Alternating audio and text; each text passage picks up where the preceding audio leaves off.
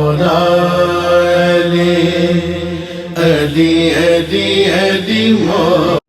ونصلي ونسلم على رسوله الكريم اما بعد فاعوذ باللہ من الشیطان الرجیم بسم اللہ الرحمن الرحیم انما يريد اللہ لیذہب عنکم الرجس اہل البیت ویطہرکم تطہیرا صدق اللہ العظیم وصدق رسولہ النبی الکریم۔ اللہ سبحانہ و تعالیٰ کی توفیق سے امام نسائی رحمۃ اللہ علیہ کی کتاب خصائص علی علیہ السلام کا درس ابھی جاری ہے، اور آج ہم جس حدیث مبارکہ کے اوپر اپنی گفتگو کو شروع کریں گے وہ بہت اہم حدیث مبارکہ ہے، اور جتنا زیادہ اس کو ایکسپلائٹ کیا جاتا ہے، اس کے اندر تحریفات کی جاتی ہیں اور اس کے معنی کو توڑ کر بیان کیا جاتا ہے، وہ شاید ہی آپ کو اس باب میں کوئی اور حدیث ملے جس کے اوپر اتنا ظلم ہوا ہو اس کے معنی اور اس کے مطالب کو لے کر۔ اس کے اندر بہت ساری چیزیں شامل ہیں، اور حدیث مبارکہ اس کو امام نسائی روایت کرتے ہیں، اور اس کو امام مسلم نے بھی روایت کیا کہ یہ بکیر بن مسمار کی سند سے مروی ہے۔ وہ اس کو حضرت عامر بن سعد بن ابی وقاص رضی اللہ تعالیٰ عنہ، اور وہ اپنے والد محترم حضرت سعد بن ابی وقاص رضی اللہ تعالیٰ عنہ سے اس کو روایت کرتے ہیں۔ وہ روایت کرتے ہیں کہ امر معاویہ سعدن،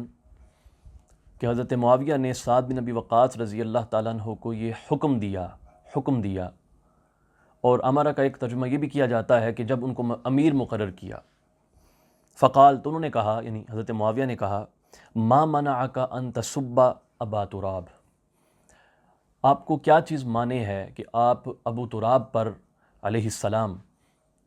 ان پر سب نہیں کرتے۔ میں سب کا پہلے یہاں پر مطلب بتاتا چلوں۔ سب کا معنی ہوتا ہے گالی، سب کا معنی لعنت کے طور پر بھی استعمال کیا جاتا ہے، سب صرف تنقید کو بھی بولتے ہیں،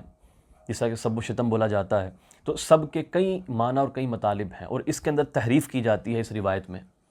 تو سب کا اس مقام پر کیا معنی ہے، اس کا تعین انشاءاللہ ہم آگے کی نشستوں میں کریں گے۔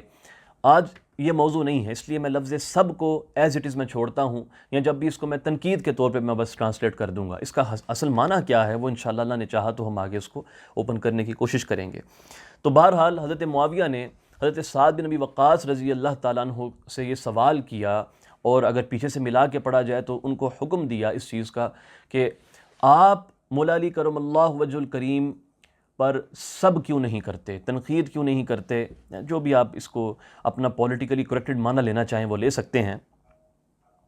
تو اس کے جواب میں سیدنا سعد بن ابی وقاص رضی اللہ تعالیٰ عنہ نے فرمایا کہ جب تک مجھے یہ 3 باتیں یاد ہیں میں ہرگز میں علی کو سب نہیں کر سکتا۔ آپ نے یہ جواب دیا، اور جو امام نسائی رحمۃ اللہ علیہ نے جو اپنی روایت نقل کی ہے میں اس کو وہاں سے ریڈ کروں گا۔ آپ فرماتے ہیں کہ ان میں سے کوئی ایک چیز بھی، کوئی ایک بات بھی میرے اندر اگر پائی جاتی تو میں اس کو سرخ اونٹوں سے بھی زیادہ محبوب سمجھتا، وہ میرے نزدیک سرخ اونٹوں سے زیادہ محبوب ہوتی۔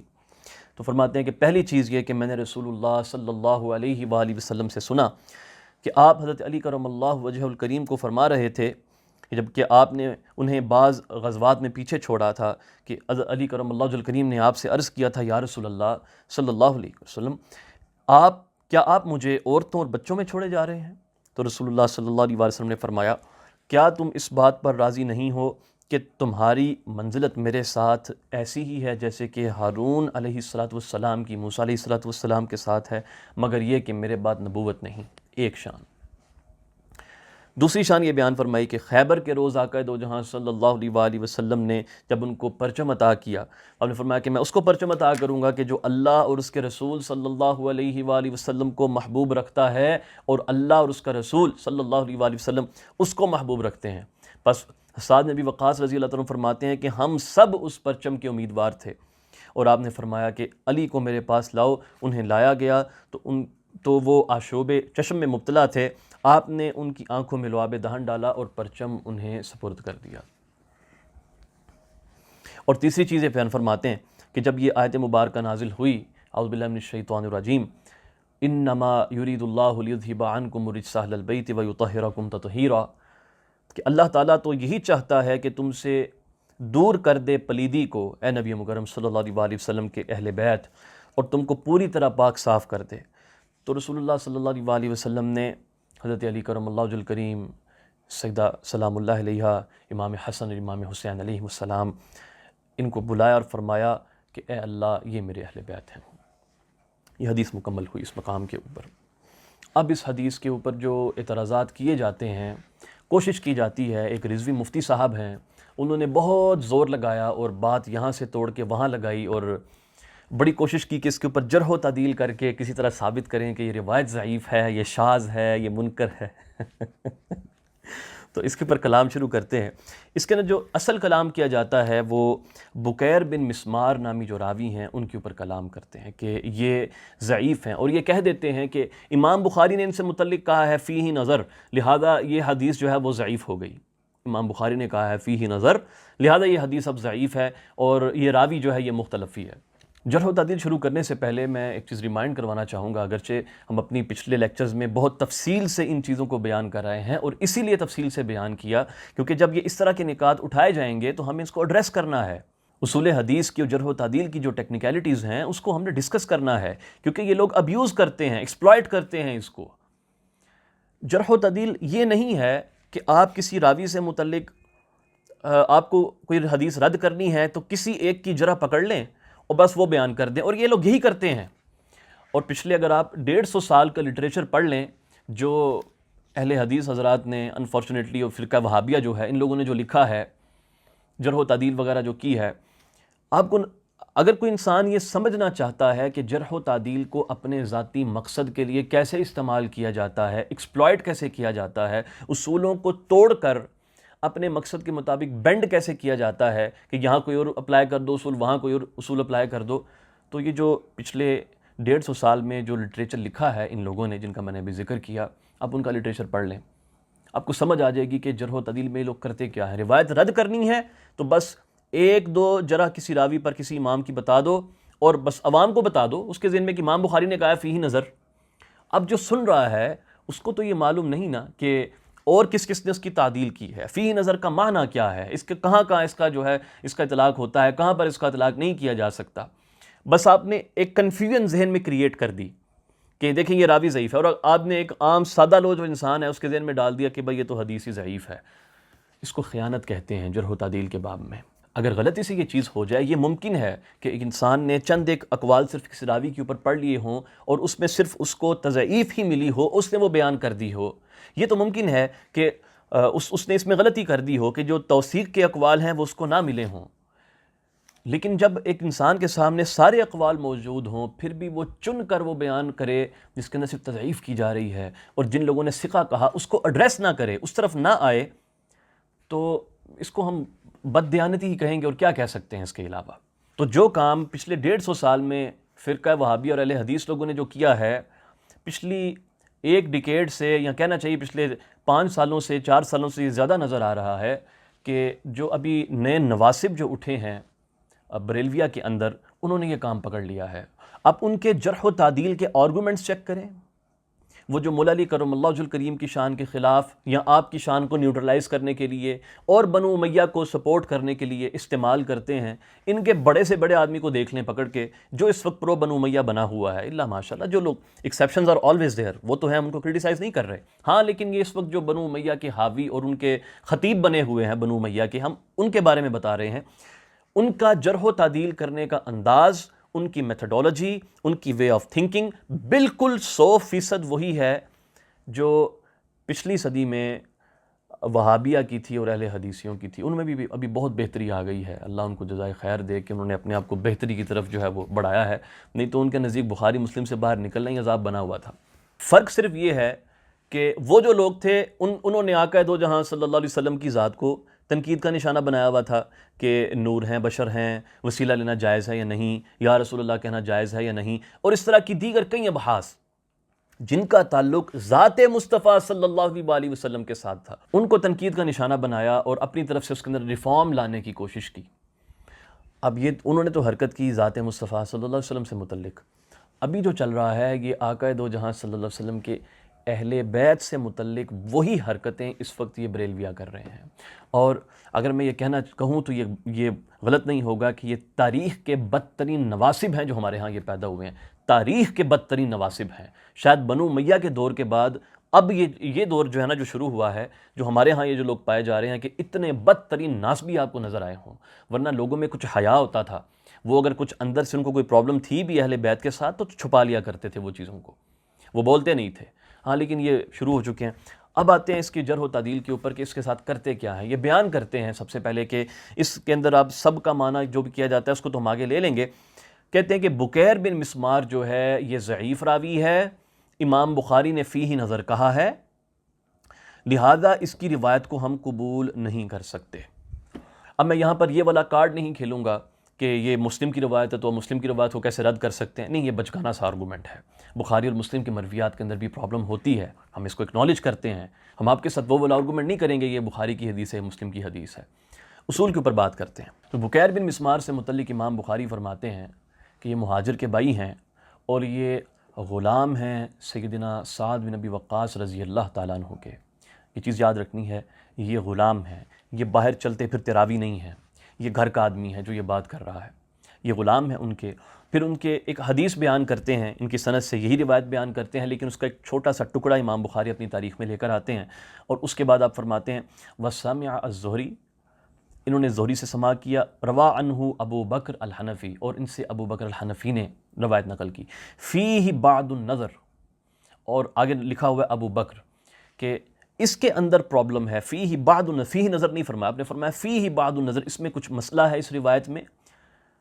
اتنا کلام ہے امام بخاری رحمۃ اللہ علیہ کا. اب امام بخاری اللہ تعالیٰ ان کو جزائے خیر دے، وہ راویوں پر کھل کے کلام نہیں کیا کرتے تھے. تو اس میں اب ان کا تقویٰ اور ورع اور زہد وہ اینگل ہے سو ہے، لیکن ایک طالب علم کے لیے اور ایک جو حدیث کا پڑھنے والا آدمی ہے اور جس سے امت کو فائدہ ہونا ہے،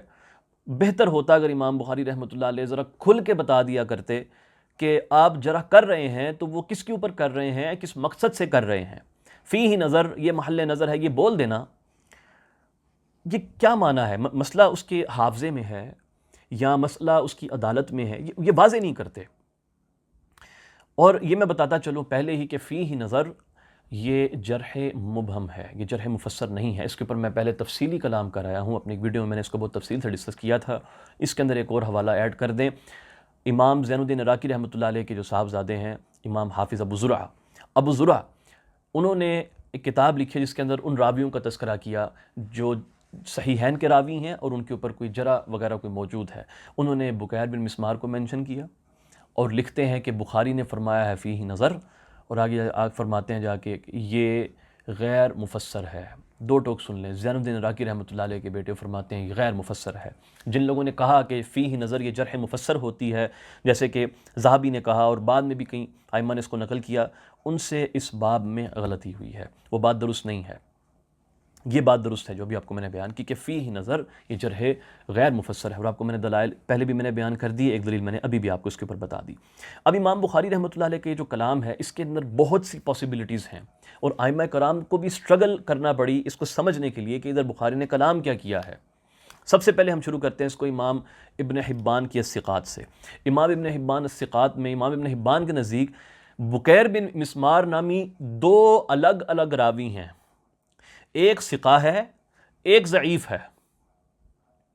جو ثقہ ہے یہ وہ راوی ہے جو کہ صحیح مسلم کے اندر آیا جسے امام نے صحیح نے بھی روایت لی. جو ضعیف ہے یہ وہ راوی ہے جو زہری سے روایت کرتا ہے، جو زہری سے روایت کرتا ہے یہ ضعیف ہے. امام ابن حبان اپنی ثقات میں فرماتے ہیں کہ بکیر بن مسمار، ان کا پورا تعارف کروانے کے بعد آگے کہتے ہیں کہ ان سے حاتم بن اسماعیل نے روایت کیا، اور فرماتے ہیں وَلَيْسَ هَذَا بِبُكَيْرِ بن مسمار، یہ وہ بکیر بن مسمار نہیں ہے جو کہ زہری سے روایت کرتا ہے. ذَاكَ ضعیف، وہ ضعیف ہے، وہ بندہ ضعیف ہے. جس کا ہم ذکر کر رہے ہیں یہ ثقہ ہے. اس کو ایک ڈیفرینشیٹ کیا آپ نے. پھر آپ المجروحین جو آپ کی ضعفاء کے اوپر جو کتاب ہے وہاں پر آپ نے اس ضعیف بکیر بن مسمار کا تذکرہ کیا، اور آپ فرماتے ہیں کہ بکیر بن مسمار شیخ یروی عن الزہری، یہ زہری سے روایت کرتے ہیں اور ان سے ابو بکر حنفی روایت کرتے ہیں. اور فرماتے ہیں کہ یہ بھی کہا گیا کہ ان کا نام بکیر الدامغانی ہے، دامغانی، جو کہ مقاتل بن حیان سے روایت کرتے ہیں اور وہ مرجع تھے وغیرہ وغیرہ الی آخر بات کی گئی. لیکن آگے آپ فرماتے ہیں کہ اسی مجروحین میں لکھتے ہوئے کہ لیکن جو مہاجر کے جو بھائی ہیں، یعنی جو صحیح مسلم کے راوی ہیں اس حدیث کے، ذاک مدنی ثقات، وہ مدنی ثقہ ہیں بھائی، وہ ثقہ آدمی ہیں، اس کے اندر پرابلم نہیں ہے. جس کے اندر پرابلم ہے وہ الگ آدمی ہے۔ اب یہاں پہ ایک اشکال پیدا ہوتا ہے، لیکن روایت تو دونوں ابو بکر حنفی اس سے بھی لیتے ہیں اس سے بھی لیتے ہیں، نہیں، اس کو اس طرح نہیں دیکھنا۔ اس لیے مینشن کیا جا رہا ہے یہاں پر کہ بکیر بن مسمار وہ جو زہری سے جو روایت کرتے ہیں، خاص وہ جو زہری سے روایت کرتے ہیں وہ والا ضعیف ہیں، لیکن جو زہری کے سوا جو دوسرے والے ہیں، وہ مدنی جو ہیں، جو سعد بن ابی وقاص رضی اللہ تعالیٰ کے غلام ہیں، وہ ضعیف نہیں ہیں، وہ الگ آدمی ہیں۔ امام بخاری نے دونوں کا ذکر ایک ہی ترجمے میں کر دیا ہے۔ اب یہ چیز امام مزی رحمۃ اللہ علیہ نے جب اس چیز کو ذکر کیا اپنی تہذیب الکمال میں، تو وہاں پر امام مزی نے امام بخاری رحمۃ اللہ علیہ کے کلام کو نقل کرنے میں ان سے بھی کچھ تسامح وہاں پر واقع ہوا ہے۔ امام مزی کا ترجمہ قائم کرتے ہیں بکیر بن مسمار کا تہذیب الکمال میں، اور کہتے ہیں قال البخاری فیہ نظر، امام بخاری نے فرمایا فیہ نظر۔ اس کے ساتھ اب کیونکہ تہذیب الکمال اگر اوپن کر دی ہے تو میں چاہتا ہوں کہ پھر جو دیگر ائمہ کا کلام ہے وہ بھی بیان کر دوں کہ امام اجلی نے ثقہ کہا، امام نسائی نے فرمایا لیس بہ بأس، کوئی مسئلہ نہیں ہے۔ امام ابن عدی فرماتے ہیں مستقیم الحدیث، ان سے امام مسلم نے، ترمذی نے اور نسائی نے روایت لی ہے۔ اب دیکھیں کہ امام مزی رحمۃ اللہ علیہ نے یہاں پر فیہ نظر لکھا ہے، جبکہ امام بخاری کا اصل جو قول تھا وہ فیہ نظر نہیں تھا، اس میں تھا فیہ بعض النظر، اس میں کوئی مسئلہ نظر آتا ہے، کچھ مسئلہ نظر آتا ہے، جبکہ انہوں نے فیہ نظر جنرل یہاں پر امام مزی نے لکھ دیا ہے اس مقام کے اوپر۔ تو اگر آپ یہ قول بیان کر رہے ہیں بکیر بن مسمار کے اوپر فیہ نظر، تو کم سے کم امام بخاری کی اپنی کتاب تو کھول کے دیکھ لینا، انہوں نے وہاں پر کیا لکھا ہوا ہے۔ اور پھر یہ بھی زیادتی ہے کہ صرف آپ ایک قول بیان کر دیں کہ فیہ نظر، تو ساتھ نیچے جو لکھا ہوا ہے کہ اجلی نے کہا ثقہ، امام نسائی نے کہا کوئی پرابلم نہیں ہے، یہ کیوں نہیں بیان کرتے؟ یقینی طور پہ یہ خیانت ہے، چھپانا چاہ رہے ہیں، ہاں، کسی کو بچانا چاہ رہے ہیں کہ کسی کا سب و شتم کھل نہ جائے۔ اب اس چیز کو جو امام مزی سے یہاں پر تسامح ہوا ہے، حافظ مغلطائی حنفی انہوں نے اکمال و تہذیب الکمال کے اندر اس چیز کو پن پوائنٹ کیا ہے۔ سیم اسی بکیر بن مسمار کے ترجمہ میں جا کر آپ لکھتے ہیں کہ ابن حبان نے ان کا ذکر کیا کتاب الثقات کے اندر، اور پھر اس کو ڈیفرینشیٹ کیا۔ یہ سارا بیان کرنے کے بعد آپ فرماتے ہیں کہ امام مزی کا جو قول ہے کہ امام بخاری نے فرمایا فیہ نظر، کہ امام مزی کا قول بیسیکلی محل نظر ہے، اس میں پرابلم ہے، کیونکہ بخاری نے یہ نہیں کہا، امام بخاری نے ایسا نہیں فرمایا کہ ہاں، مگر یہ کہ صرف اسی روایت کے بارے میں کہا ہے جب یہ زہری سے روایت کرتے ہیں۔ وذالک انہ قال، کیونکہ انہوں نے فرمایا کہ بکیر بن مسمار جو مہاجر کے جو بائی ہیں مولا سعد بن ابی وقاص رضی اللہ تعالیٰ عنہ، پورا بیان کرنے کے بعد پھر وہ ایک اسپیسیفک ایک پوائنٹ پہ جا کر بولتے ہیں کہ یہ زہری سے روایت کرتے ہیں اور ان سے ابو بکر حنفی روایت کرتے ہیں، اور پھر فرماتے ہیں کہ اس کے اندر پرابلم ہے، یعنی الذی روا عن الزہری لا الاول، جو زہری سے جو بندہ روایت کرتا ہے بکیر، اس کے اندر پرابلم ہے، جو پہلے جو راوی ہیں بکیر اس میں پرابلم نہیں ہے۔ یعنی امام مغلطائی کے مطابق امام بخاری رحمۃ اللہ نے کیا یہ ہے کہ بکیر بن مسمار کا ایک ہی نام لکھ کر اس کے اندر دونوں کو ڈسکس کر دیا ہے۔ تو جو پہلی لائن امام بخاری نے لکھی ہے وہ در حقیقت ثقہ راوی سے متعلق ہے، جو دوسری لائن انہوں نے لکھی ہے وہ ضعیف راوی سے متعلق ہے، اور پڑھنے والوں کو یہ غلطی لگی ہے کہ یہ ایک ہی راوی ہے جس کا امام بخاری نے ذکر کیا۔ یہ امام مغلطائی کی انڈرسٹینڈنگ ہے جو انہوں نے یہاں پر بیان کی، اور امام بخاری کا اس مقام پر یہ چیز مینشن کرنا، اس نے اور بھی دیگر علماء کو، دیگر محدثین کو کافی جو ہے وہ شک میں ڈالا ہے۔ مثال کے طور پہ عقیلی ہو گئے، اور اسی طرح ابو محمد نے جرود اور دولابی وغیرہ اور اس طرح کے دیگر جو لوگ ہو گئے، انہوں نے بھی اس کو اٹھا کے ضعفاء میں لکھ دیا، حالانکہ یہ ضعیف نہیں ہے، یہ ضعیف نہیں ہے، ضعیف وہ ہیں جو زہری سے روایت کرتے ہیں۔ اب اسی راوی سے متعلق چلتے ہیں امام ابن حجر عسقلانی رحمۃ اللہ علیہ تہذیب التہذیب میں ان کا ترجمہ قائم کر کے اب ذکر کرتے ہیں۔ آپ فرماتے ہیں کہ قال البخاری فیہ نظر، یعنی کہ اس مقام پر انہوں نے ذکر کیا ہے امام مزی کے قول کو۔ جب پہلے ان کے امام مزی کے قول کو بیان کر دیتے ہیں، پھر امام ابن حجر عسقلانی اپنے اقوال کو یہاں پر بیان کرنا شروع کرتے ہیں، اور آپ فرماتے ہیں کہ پہلے ابن حبان نے ان کے اندر تقسیم کی ہے کہ یہ دو الگ الگ لوگ ہیں، بکیر بن مسمار ایک ثقہ الگ ہے، ایک ضعیف والا الگ ہے، وہ بیان کر کے، اور ان کے ترجمہ کو ابن حجر عسقلانی رحمۃ اللہ علیہ اس مقام پر ختم کرتے ہیں کہ امام بخاری نے ان کو جمع کر دیا ہے، وَمَا الْبُخَارِيُّ فَجَمَعَ بَيْنَهُمَا فِي التَّارِيخِ، امام بخاری نے ان دونوں راویوں کے ناموں کو ایک جگہ پہ جمع کر دیا ہے، لیکن انہوں نے فیہ نظر صرف اس مقام پر کہا ہے جہاں پر یہ ذکر کیا کہ یہ زہری سے روایت کرتے ہیں اور ان سے ابو بکر حنفی روایت کرتے ہیں۔ جب یہ چین ہو کہ ابو بکر حنفی اس سے بکیر سے اور بکیر اس کو روایت کرتے ہیں زہری سے، اس میں ویکنس ہے، یہ ضعیف راوی ہے، وہ حضرت سعد بن ابی وقاص رضی اللہ تعالیٰ کے جو خادم ہیں ان کا ذکر نہیں چل رہا، اور اس ڈفرینسیشن کو امام ابن حجر عسقلانی نے خود بھی قبول کیا ہے۔ اب ان کی کتاب جو ہے تقریب التہذیب، اس کے اندر جب خاص اس چیز کا آپ اہتمام کرتے ہیں کہ اگر ایک نام کے 2-3 اگر راوی ہوں تو ان کا ذکر کرتے ہیں کہ اصل میں ہم جو توثیق کر رہے ہیں یہ کس کی ہے، اور پھر تمیز کرنے کے لیے، ڈفرینشیٹ کرنے کے لیے باقی ناموں کا بھی ذکر کرتے ہیں۔ بکیر کے ساتھ بھی بالکل ایسا ہی معاملہ ہے۔ آپ پہلے ایک ترجمہ قائم کرتے ہیں، بکیر بن مسمار الزہری المدنی ابو محمد اخو مہاجر، آگے فرماتے ہیں صدوق، اس کے بارے میں فرماتے ہیں یہ صدوق ہے، امام مسلم، ترمذی، نسائی نے اس سے روایت کیا۔ اور آگے نیکسٹ انٹری آپ یہ کرتے ہیں کہ بکیر بن مسمار آخر ایک اور، یہ کوئی اور ہیں، اور یہ زہری سے روایت کرتے ہیں ضعیف، اور یہ ضعیف ہے۔ تو یہاں سے ایک چیز اسٹیبلش ہوگی کہ بھئی آپ جس راوی پر جرح کر رہے ہیں وہ اس کی سند میں ہے ہی نہیں۔ اور یہ اکثر ان لوگوں کے اندر یہ چیز میں نے نوٹ کی ہے کہ جب یہ جرح کرنے کے اوپر آتے ہیں، کسی ایک راوی کا نام پکڑ لیتے ہیں، اس پہ جرح شروع کر دیتے ہیں، اور وہ بندہ ہوتا ہی نہیں اس کی سند میں، اس کے اوپر یہ کلام کر رہے ہوتے ہیں اور سننے والا سمجھتا ہے پتہ نہیں کیا جرح و تعدیل کا علم جو ہے نا یہاں پر یہ کھلا ہوا ہے۔ اب آخر میں امام ابن عدی کے الکامل سے اس قول کو میں بیان کرنا چاہوں گا۔ انہوں نے بھی بکیر بن مسمار کا ترجمہ کامل میں لکھا، اور فرماتے ہیں کہ امام بخاری کا وہی نقل کرتے ہیں قول کہ فی حدیث ہی بعض النظر، ان کی بعض حدیثوں میں جو پرابلم نظر آتی ہے، اور اس چیز نے امام ابن عدی کو بھی کنفیوز کر دیا کہ یار بخاری نے ایسا کیوں کہا ہے، کیونکہ امام ابن عدی کا منہج یہ رہتا ہے کہ آپ کسی راوی کی مرویات کو جمع کرتے ہیں، جو پرابلمیٹک احادیث ہوتی ہیں اس کو بیان کرتے ہیں، اور جتنی زیادہ پرابلم ہوتی ہے اس کے حساب سے راوی کے اوپر ضعف کا حکم لگاتے ہیں۔ اگر تھوڑی بہت پرابلم ہو تو بول دیتے ہیں کہ کوئی اتنا مسئلہ نہیں ہے، اگر زیادہ ہو تو بتاتے ہیں کہ بھئی اب یہ معاملہ جو ہے نا یہ ہاتھ سے نکل گیا ہے اور بندہ ضعیف ہے۔ اس کے متعلق آپ کیا کہتے ہیں جا کے کہ میں نے اس کی کوئی حدیث یہاں پر نہیں لکھی اپنی الکامل میں، کیونکہ کہتے ہیں کہ لم اجد فی روایتہ حدیثا منکرا، مجھے اس کی روایتوں میں کوئی حدیث منکر نظر آئی نہیں، تو میں کیا لکھوں، وارجو انہ لا بأس بہ، میں یہ امید کرتا ہوں کہ اس کے اندر کوئی ایشو نہیں ہے۔ یعنی ابن عدی نے بھی امام بخاری کا قول نقل کیا اور پھر اس کی حدیثوں کو جمع کیا اور پھر غور و فکر کیا، اور کہتے ہیں یار مجھے تو کچھ بھی نہیں ملا اس کے اندر۔ اس کے بعد امام ابن عدی اپنا حکم یہ لگاتے ہیں کہ امام بخاری نے جو کہا ہے وہ سو کہا ہے ویسا ہی ہے، اور ابو بکر حنفی سے جو حدیثیں روایت کرتے ہیں کہتے ہیں مجھے کوئی اس کے اندر پرابلم نظر نہیں آئی، وعندی انہ مستقیم الحدیث، میرے نزدیک وہ بندہ مستقیم الحدیث ہے، اور اس چیز سے مستغنی ہے کہ میں اس کی کوئی حدیثوں کو یہاں پر اس مقام کے اوپر بیان کروں، کیونکہ اس کی حدیثوں کے اندر استقامت ہوتی ہے، مستقیم حدیثیں ہیں، کوئی پرابلم نہیں ہے اس کی مرویات میں، اور اس سے جو بندہ بیان کر رہا ہے وہ بھی آگے صدوق ہے، ورجو انہ لا بأس بہ۔ ایسا لگتا ہے کہ یہ دو مختلف کمنٹس ہیں جو امام ابن عدی نے اس مقام کے اوپر دیے ہیں۔ ہو سکتا ہے کہ آپ نے دو مختلف مقامات پر اس کو بیان کیا گیا ہو، دو مختلف جگہوں پر اس کو ڈکٹیٹ کیا ہو، تو آپ کے اسٹوڈنٹس نے اس کو اس طریقے سے لکھ لیا ہو۔ اپرنٹلی یہ چیز سمجھ آتی ہے، واللہ ورسولہ اعلم،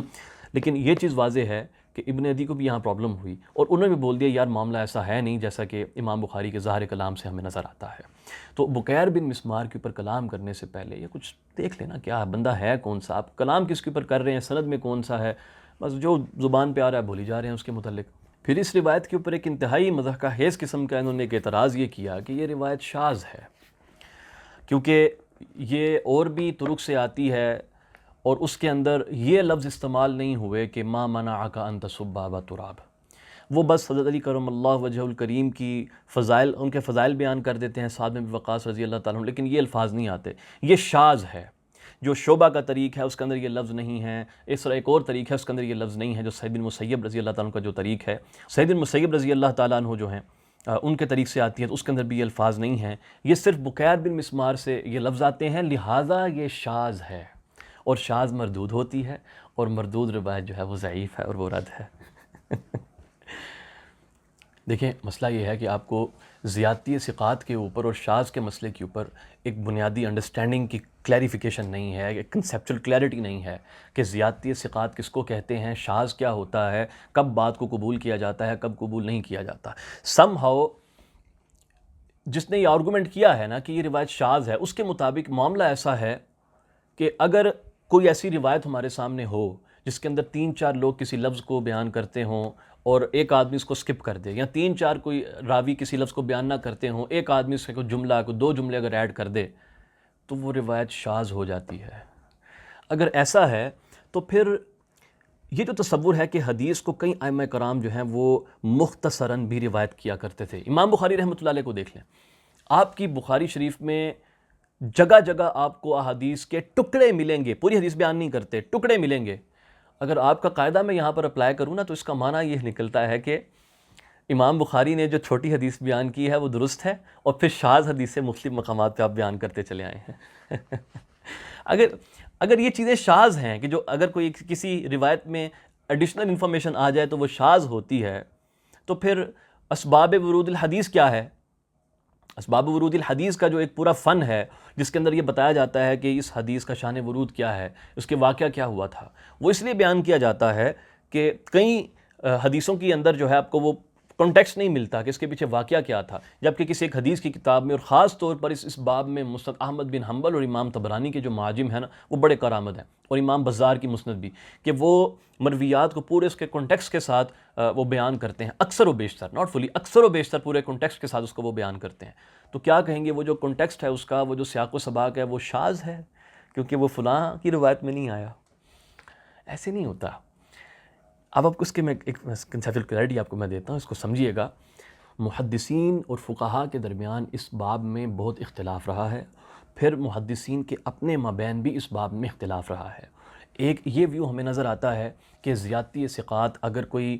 ثقہ راوی کوئی ایڈیشن کر دے کسی چیز کے اندر تو اس کو ہم مطلقاً رد کریں گے، قبول نہیں کریں گے۔ بعض کہتے ہیں کہ نہیں، مطلقاً قبول کریں گے۔ یہ دو ایکسٹریمز ہیں، اور اس باب میں اصح ترین قول یہی ہے کہ تفصیل دیکھا جائے گا کہ وہ ایڈیشن کس طرح کا ہے، کیونکہ بعض ایڈیشنز جو ہیں وہ تشریح کے لیے آتے ہیں، وہ باتوں کو اپوزٹ کرنے کے لیے نہیں آتے، اس کی اپوزیشن کے لیے نہیں آتے کہ آپ یہ کہہ لیں کہ ایک ہی قاعدہ بنا لیں کہ جہاں پر بھی زیادتی ثقات ہوگی وہ رد ہے، جہاں پر بھی زیادتی ثقات ہوگی وہ قبول ہے۔ ایسا نہیں کر سکتے۔ اس کے دلائل ابھی آپ کو میں بیان کرتا ہوں، لیکن پہلے اس کی کنسیپچوئل انڈرسٹینڈنگ لیں کہ شاذ ہوتی کیا چیز ہے، اور زیادتی ثقات جس کو قبول کیا جاتا ہے وہ کیا چیز ہوتی ہے۔ ایک راوی اگر ایک چیز بیان کرتا ہے، کہتا ہے کہ بکر اور زید کی ملاقات ہوئی، دوسرا راوی بیان کرتا ہے کہ بکر اور زید کی ملاقات ہوئی، تیسرا کہتا ہے کہ بکر اور زید کی ملاقات ہوئی جبکہ وہاں احمد بھی موجود تھا۔ اب جس نے کہا ہے کہ بکر اور زید کی ملاقات ہوئی جبکہ وہاں احمد بھی موجود تھا، یہ شاذ نہیں ہے۔ یہ بات کہ آپ سمپل کہیں کہ ایڈیشن ہو گیا تو یہ شاذ ہے، بس یہ غلط ہے، نہیں۔ ہو سکتا ہے کہ جو دوسرے جو راوی ہیں انہوں نے احمد کی موجودگی کو بتانا اہم نہ سمجھا ہو، ان کو وہ بات کسی اور اینگل سے کر رہے ہوں، جبکہ اس تیسرے راوی نے جب یہ بات بیان کی ہو تو اس کے اندر احمد کی امپورٹنس ہو۔ چوتھا راوی بول دے کہ وہاں پر بکر اور زید کی ملاقات ہوئی، وہاں پر احمد موجود تھا اور وقت صبح کا تھا، تو کیا اس کا مطلب یہ ہے کہ یہ وقت کا جو اضافہ کیا گیا اس سے روایت کا معنی بدل گیا؟ نہیں، اس کو نہیں کہیں گے۔ یہ راوی آپ کو ایڈیشنل انفارمیشن بتا رہا ہے کہ وہ جو ایونٹ ہوا اس کے اندر معاملہ کیا پیش آیا۔ شاذ کیا ہے؟ شاذ یہ ہوگا کہ اگر کوئی کہے کہ بکر اور زید کی ملاقات ہوئی اور وہاں پر حامد موجود تھا، اب احمد نہیں بلکہ حامد کا ذکر کیا جا رہا ہے، دو لوگ بول رہے ہیں کہ وہاں پر احمد موجود تھا، ایک آدمی کہہ رہا ہے کہ احمد نہیں بلکہ حامد تھا، تو اس کو کہیں گے کہ ہاں یہ معاملہ شاذ کا ہو سکتا ہے، اس میں بھی پاسبلٹی ہے کہ شاذ ہو سکتا ہے۔ اور اصل نریشن کیا ہے کہ بکر اور زید کی ملاقات ہوئی۔ اب کوئی ایک آدمی وہ کہے کہ نہیں، عمر اور زید کی ملاقات ہوئی، اب کہیں گے کہ ہاں یہ اس نے راوی آگے پیچھے کر دیا ہے۔ یہ آئیڈیا ہے شاذ کا اور زیادتی ثقات کا، کہ جب کوئی ایسی انفارمیشن دی جا رہی ہو جو کہ اس نریٹو کو کاؤنٹر نہ کرتی ہو، اس نریٹو کے اگینسٹ نہ جاتی ہو، اس کو شاذ نہیں کہتے، اس کو قبول کیا جاتا ہے، اور بے شمار احادیث آپ کو اس کے اوپر ملیں گی۔ بلکہ آپ کو میں یہ بتاتا چلوں کہ آپ صحیح مسلم اٹھا کر پڑھ لیں، اس کی پہلی حدیث سے لے کر مقدمہ کے بعد پہلی حدیث سے لے کر آخری حدیث تک پڑھ لیں، امام مسلم رحمۃ اللہ علیہ کا منہج ہی یہ ہے کہ آپ ایک باب میں مختلف سندوں کو جمع کرتے ہیں اور ایک حدیث کے مختلف الفاظ کو جمع کرتے ہیں۔ تو کیا کہیں گے کہ وہ جتنے بھی الفاظ الگ الگ جمع کر رہے ہیں وہ شاذ ہیں؟ امام مسلم کی اس کا اگر آپ یہ پرنسپل اپلائی کر دینا تو بغیر کسی مبالغے کے 80 to 90% آپ کی صحیح مسلم شاذ ہو جاتی ہے۔ یہ شاذ کا تصور نہیں ہے جو آپ نے کہاں سے بنا رکھا ہے۔ یہ اب یہ روایت شاذ کب ہو سکتی تھی؟ شاذ تب ہوتی کہ اگر کوئی کہتا کہ نہیں یہ واقعہ در حقیقت مروان کے اور سعد بن ابی وقاص رضی اللہ عنہ کے درمیان ہے، اوکے کہہ دیتے یہ واقعہ شاذ ہے۔ یا کوئی یہ کہہ دیتا کہ یہ جو واقعہ ہے یہ کسی اور شخص اور سعد بن ابی وقاص رضی اللہ عنہ کے درمیان ہے، اوکے یہ بات شاذ ہو گئی ہے۔ اب لیکن یہاں پر ایک چیز ایڈیشنل انفارمیشن بیان کی گئی ہے کہ یہ سعد بن ابی وقاص رضی اللہ تعالیٰ عنہ نے جو یہ فضیلت بیان کی، اس کی وجہ کیا تھی؟ وجہ یہ تھی کہ حضرت معاویہ یہ فرما رہے تھے کہ آپ سب کیوں نہیں کرتے، تو اس کے جواب میں سعد بن ابی وقاص رضی اللہ تعالیٰ عنہ نے ڈیفینڈ کیا مولا علی کرم اللہ وجہ الکریم کا، اللہ ان کو جزائے خیر دے۔ اب شاذ کا جو تصور آپ اصول حدیث کی کتابوں میں پڑھیں گے، وہاں پر آپ کو صرف اتنی سی بات ملے گی کہ جب ثقہ راوی اپنے سے زیادہ ثقہ راوی کی مخالفت کرے تو اس کو شاذ کہتے ہیں۔ جب تفصیل میں جائیں گے تو بڑی پرابلمس کھڑی ہو جاتی ہیں اس کی اتنی زیادہ جنرلائزیشن کو دیکھ کے۔ اب میں یہاں پر آپ کو حوالہ دوں گا امام زرکشی رحمۃ اللہ علیہ، ان کی کتاب البحر المحیط، اور زرکشی سے متعلق میں بتاتا چلوں کہ آپ محدث بھی تھے اور آپ فقیہ تھے، اور آپ کا ذہن جو تھا وہ فقیہانہ تھا۔ آپ کی جو کتب ہیں، خاص طور پہ جو البحر المحیط ہے، جو اصول فقہ کے اندر کتاب ہے، لیکن اس کے اندر عجیب بات یہ ہے کہ اصول فقہ اور اصول حدیث کو جمع کیا گیا ہے، اور آپ کو اصول حدیث اور خاص طور پر جرح و تعدیل کی ایسی بحثیں اس کتاب میں ملیں گی جو آپ کو اصول حدیث کی کتابوں میں نہیں ملتی۔ اور ان کی دوسری کتاب النکت بہت مشہور کتاب ہے، بہت عمدہ کتاب ہے، اور میں سب کو ریکمینڈ کرتا ہوں کہ اس کتاب کا لازمی مطالعہ کریں۔ تو یہ حوالہ ہے البحر المحیط سے، اسی مسئلے کو ڈسکس کرتے ہوئے کہ جو زیادتی ثقات ہے اس کو کب قبول کیا جاتا ہے، کب نہیں کیا جاتا۔ ویوز بیان کرتے ہوئے کہتے ہیں کہ قال بعض مشایخنا، ہمارے بعض مشائخ نے یہ فرمایا کہ والمحققون من ائمۃ الحدیث خصوصاً المتقدمین، آپ فرماتے ہیں کہ ائمہ محدثین میں سے جو محققین ہیں، خاص طور پر جو متقدمین میں سے محقق گزرے ہیں، جیسے کہ یحییٰ بن سعید ہو گئے، عبد الرحمن بن مہدی ہو گئے، ان کے بعد احمد بن حنبل، پھر علی بن المدینی، یحییٰ بن معین، پھر اس کے بعد بخاری، ابو زرعہ، ابو حاتم،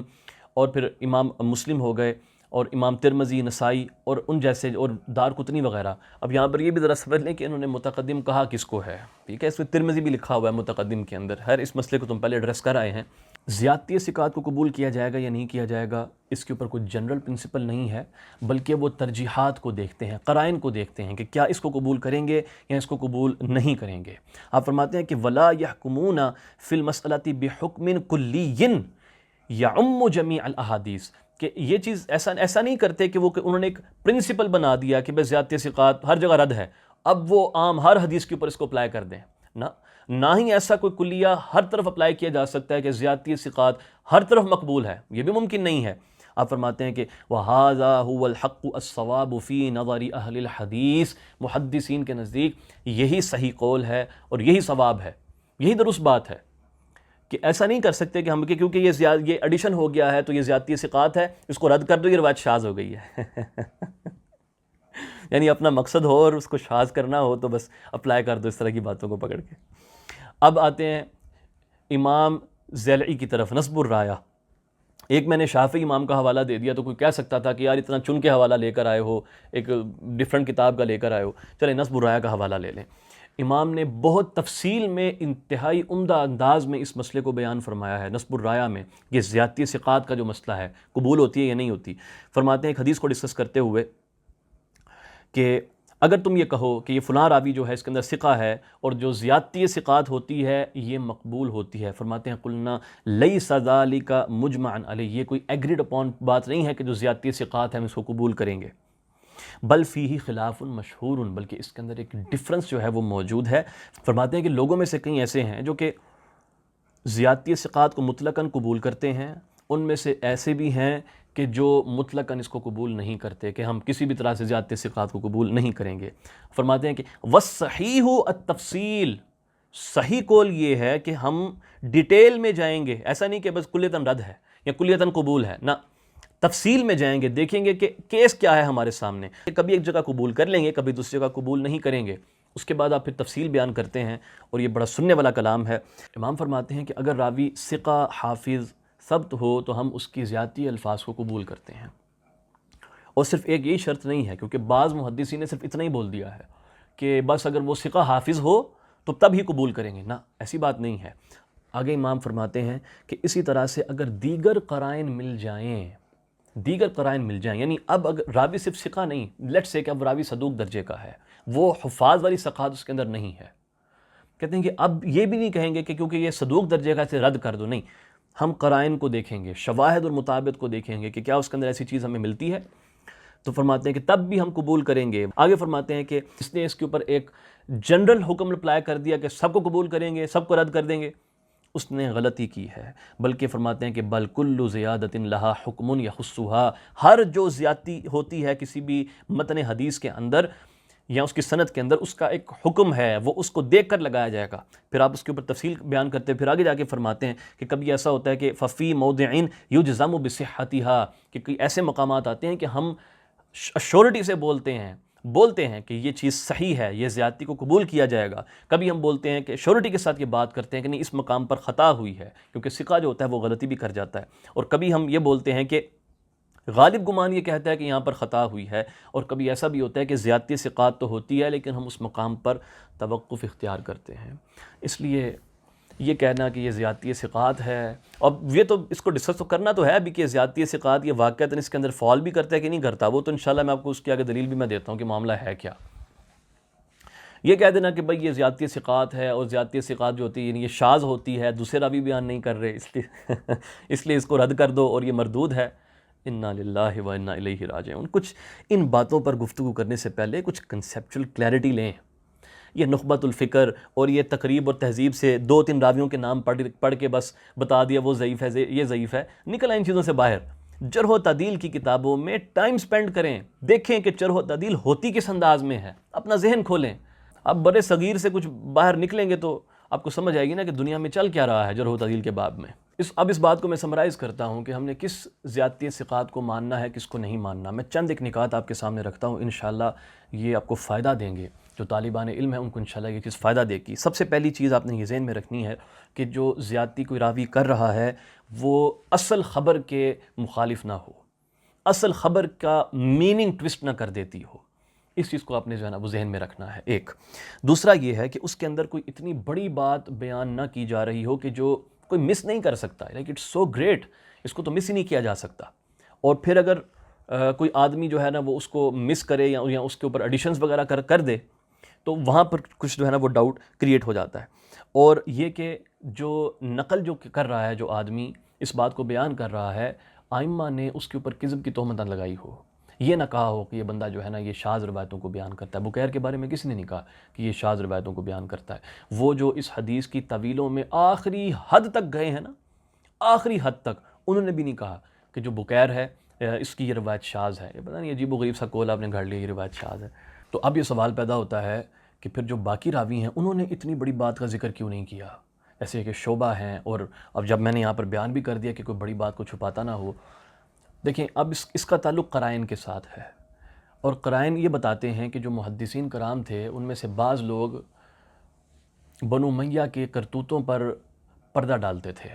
اس کو شو نہیں کرنا چاہتے تھے کہ معاملات وہاں پر کیا ہوئے ہیں۔ یہی حدیث ہے، یہ مسند سعد میں بھی وقاص رضی اللہ تعالیٰ عنہ کے اندر آتی ہے، اس کو دورقی کی یہ مسند ہے 246 ہجری میں ان کا وصال ہوا۔ اب یہ دیکھیں کہ ناموں کو چھپاتے کیسے ہیں، نام کیسے چھپاتے ہیں۔ وہی روایت بیان کرتے ہوئے کہتے ہیں کہ داخل سعد علی رجل، ایک آدمی کے پاس جو ہے وہ سعد میں بھی وقاص رضی اللہ تعالیٰ عنہ گئے کسی ایک آدمی کے پاس، اور وہ بولا ما یمنعک ان تسب ابا فلان، کہ تم ابا فلان کو تم سب و شتم اس کے اوپر کیوں نہیں کرتے، سب اس کو کیوں نہیں کرتے، نام چھپا گئے، فلان بندہ کون ہے۔ پھر آپ تاریخ دمشق میں آئیے اور اس کے اندر بھی یہ روایت بیان کرتے ہیں، اور وہاں پر لفظ آتا ہے کہ بکیر بن مسمار اس کو روایت کرتے ہیں اور معاویہ کا نام لیتے ہیں، اور جب بغندی اس کو روایت کرتے ہیں تو وہ رجل بولتے ہیں کہ کسی شخص نے جو ہے وہ کہا حضرت سعد بن ابی وقاص کو۔ اور یہ کور اپ صرف ادھر تک نہیں ہے، یہ سنن نبی داؤد کی آپ کو میں ایک روایت سناتا ہوں۔ ادھر دیکھیے کہ امام ابو داؤد نے کس طریقے سے اس کو کور کیا ہے۔ امام ابو داؤد روایت کرتے ہیں اس کو کہ عبداللہ بن ظالم المازنی اس کو بیان کرتے ہیں کہ سفیان بن ہلال اور عبداللہ مازنی کے درمیان ایک آدمی کا بھی ذکر کیا انہوں نے۔ وہ کہتے ہیں کہ عبداللہ نے بیان کیا کہ میں نے سعید بن زید بن عمر بن نفیل سے سنا، انہوں نے بیان کیا کہ جب فلاں آدمی کوفہ آیا اور فلاں خطبہ دینے کے لیے کھڑا ہوا، نام نہیں بتایا کہ کون کوفہ آیا اور کون خطبہ دینے کے لیے کھڑا ہوا۔ کہتے ہیں کہ تو سعید بن زید نے میرا ہاتھ پکڑا اور کہا کیا تو اس ظالم کی طرف نہیں دیکھ رہا جو حضرت علی کرم اللہ وجہہ الکریم کی شان کے اوپر جو ہے نا وہ لغویات وہاں پر بک رہا تھا۔ تو فرماتے ہیں کہ سو میں نے 9 صحابہ کے بارے میں فرماتے ہیں کہ میں شہادت دیتا ہوں کہ یہ جنتی ہیں، اور پھر انہوں نے جو ہے وہ عشرہ مبشرہ والی جو روایت ہے اس مقام کے اوپر آپ نے بیان کی۔ اب انہوں نے لکھ دیا فلان اور فلان۔ اچھا اللہ جزائے خیر دے امام نسائی رحمۃ اللہ علیہ کو، اب وہ تو بڑے بے باک قسم کے آدمی ہیں، آپ کی شہادت بھی مشہور ہے، وہ تو ڈرتے نہیں کسی سے، انہوں نے اس روایت کو پورا بیان کر دیا ہے۔ وہ سیم سند کے ساتھ اس کو لے کر آتے ہیں اور وہ کہتے ہیں کہ لما قدیم معاویۃ الکوفۃ اقام مغیرۃ ابن شعبہ خطباء یتناولون علیًا، کہ جب معاویہ کوفہ تشریف لائے، حضرت معاویہ، تو وہاں پر حضرت مغیرہ بن شعبہ جو تھے وہ کھڑے ہو گئے خطبہ دینے کے لیے، اور انہوں نے حضرت علی کرم اللہ وجہ الکریم کے اوپر بد زبانی جو ہے وہ شروع کر دی۔ اور یہاں پر جو ہے لفظ سب کا نہیں ہے کہ آپ اس کے ترجمے جو مرضی کرتے پھریں، یہاں پر ہے یتناولون، وہ شروع انہوں نے کیا پھر آپس میں وہ جو کیا یتناولون، اور یہ لفظ جو نالا ہے اس کے اوپر بھی انشاءاللہ آگے ہم گفتگو کریں گے اس سے مراد کیا ہوتی ہے۔ لیکن دیکھیں کہ امام ابو داؤد نے پردہ ڈال دیا اس بات کے اوپر، اور امام نسائی نے وہی چیز کھل کے بیان کر دی کہ ہوا کیا ہے یہاں پر، کہ ان کو خوش کرنے کے لیے ان کے سامنے سب جو ہے نا وہ کیا جانے لگا۔ اب اگر کوئی یہ کہے کہ نہیں امام ابو داؤد کو ہو سکتا ہے روایت اس طریقے سے پہنچی ہو، نہیں روایت ان کی اس طریقے سے نہیں پہنچی۔ جو شارحین ہیں نا سنن ابو داؤد کے، ان کا ذرا کلام سنیے۔ یہ فتح الودود ہے، علامہ سندھی کی کتاب ہے، جو اس حدیث کی شرح کے اندر جا کے وہ لکھتے ہیں کہ امام ابو داؤد نے بہت اچھا کیا کہ انہوں نے معاویہ اور مغیرہ کا نام جو ہے وہ فلان کہہ کر اس کے اوپر پردہ ڈال دیا، یعنی انہوں نے بڑا اچھا کیا۔ یعنی پتہ سب کو ہے، یہی بات پھر بذل المجہود کے اندر ہے، جو شیخ خلیل احمد سہارنپوری کا ایک بڑا زبردست حاشیہ ہے سنن ابی داؤد کے اوپر، اور اس کے اندر بھی انہوں نے اس فلان کو معاویہ اور مغیرہ بن شعبہ کی طرح جو ہے وہ ٹرانسلیٹ کیا ہے۔ تو یہاں سے ایک چیز اسٹیبلش ہو گئی کہ یہ لوگ ان چیزوں کو چھپایا کرتے تھے، اس کا نام نہیں لیتے تھے، اس کے اوپر پردے ڈالتے تھے جو سب و شتم ہوتے رہے۔ تو اس لیے اگر امام شعبہ نے اور ایک دو بندے نے اگر یہ بات بیان نہیں کی، اس کا مطلب یہ نہیں ہے کہ یہ شاذ ہے، اس پر محمول کر لیں۔ دو ہی چیزیں بچتی ہیں اب، یا تو یہ کہ بکیر نے اس کو جو جس سے روایت کرتے ہیں انہوں نے ان کو یہ پورا واقعہ الگ بیان کیا، اور بکیر گھر کا آدمی ہے جیسے میں نے ذکر کیا، ان کو پتہ ہے کہ معاملہ کیا ہوا تھا،